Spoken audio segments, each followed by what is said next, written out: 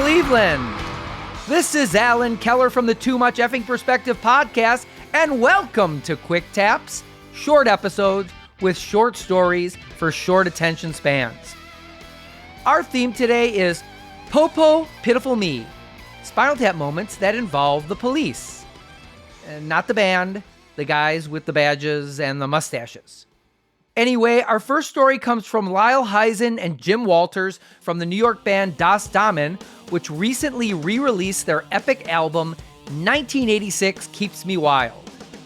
One night, driving to a gig in Los Angeles from San Diego, Damen got stuck in traffic. Wait a second, that's a typo. I mean, they got mistaken for traffickers. Back then, we were more rock and roll-y before the look was a thing, the pre-grunge thing. And so the cops pull us over, and we're all having heart attacks. And they're like, open up the back of the van.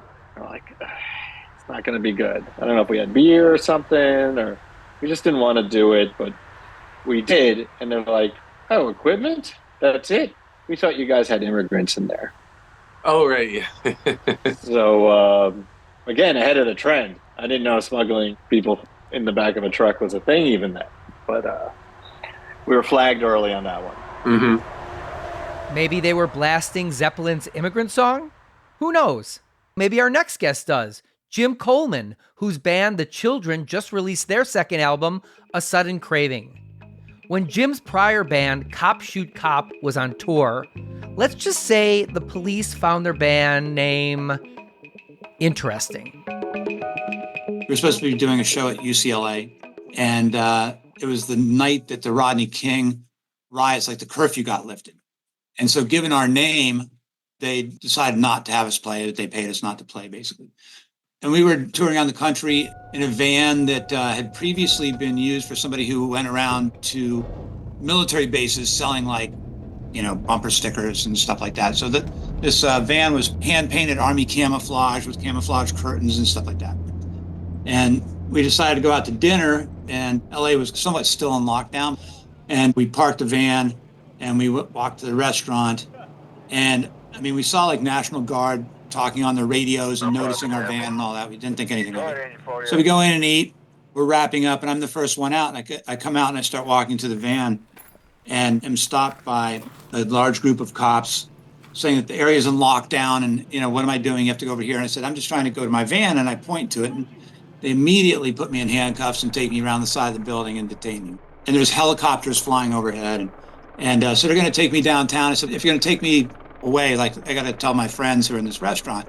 So apparently they barge into the restaurant and haul all of my friends out with me. They couldn't even pay the bill.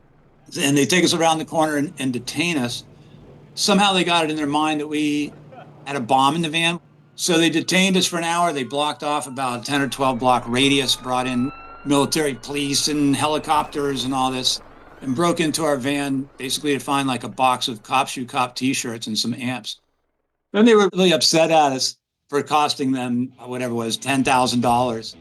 Luckily, the main guy actually saw the humor in it and said, hey, if you ever write a song about this, send me a copy of it.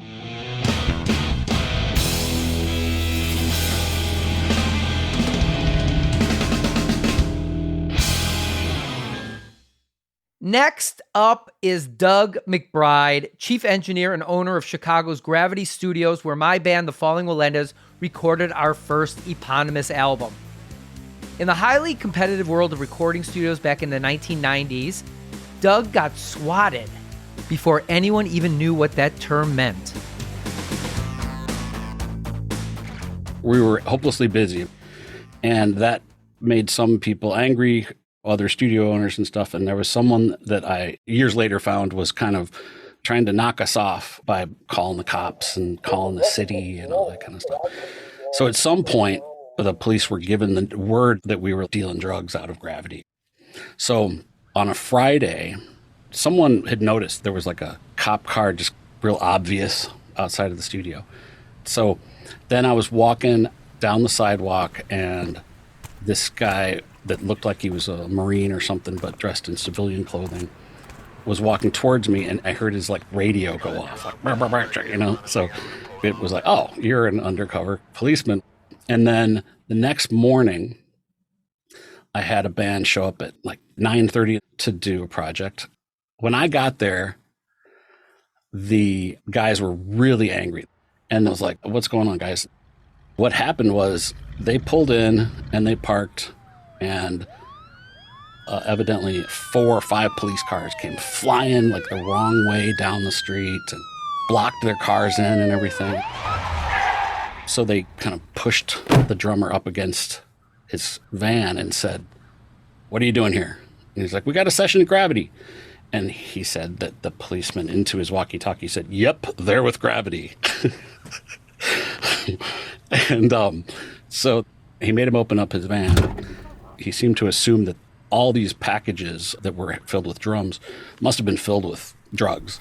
So he said, "Okay, open it up." And he opened it up and he'd see it was a drum thing. He's like, "Open that one up." And after like opening up 3 of his cases, the policeman said, "So you're a drummer, eh? I played a little bit when I was in high school."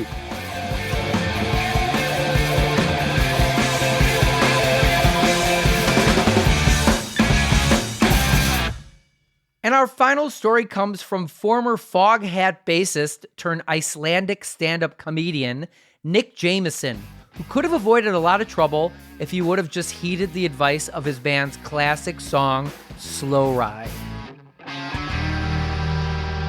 We recorded a little song called Slow Ride, and we did this up in a studio in Vermont called Sun Treader. Roger Earl, the drummer, was there with me, and we mixed it, and we ended up finishing it, I think, at 6 a.m. And we got in the car, packed up our stuff, and started driving back to Woodstock, where we live. And as we're rolling down the road, we've got the cassette of what we just mixed, just blasting away, and we're blowing a whole lot of weed. The car is filled with marijuana smoke, and we must have been going 100 miles an hour. We're just out of our head. And one of New Hampshire's finest pulls us over.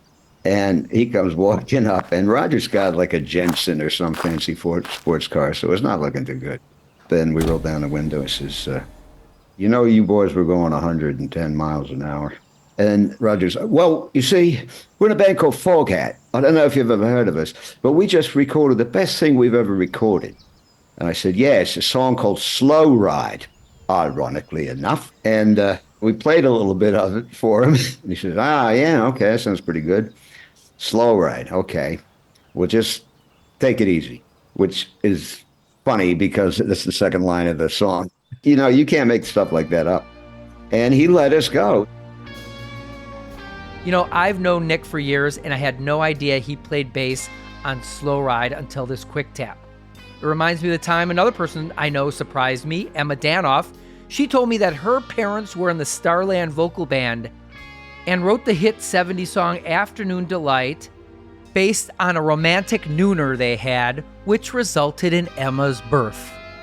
No effing kidding. Thanks for listening to today's Quick Tap. Please rate and review the TMEP show on Apple Podcasts or wherever you get your podcasts.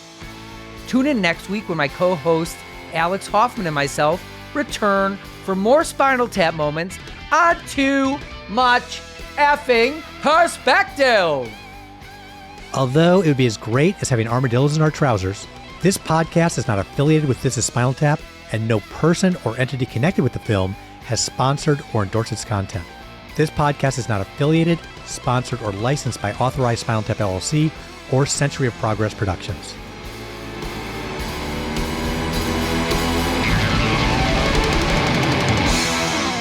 Too Much Effing Perspective is a Milwaukee Talkies original. Evergreen Podcast Network.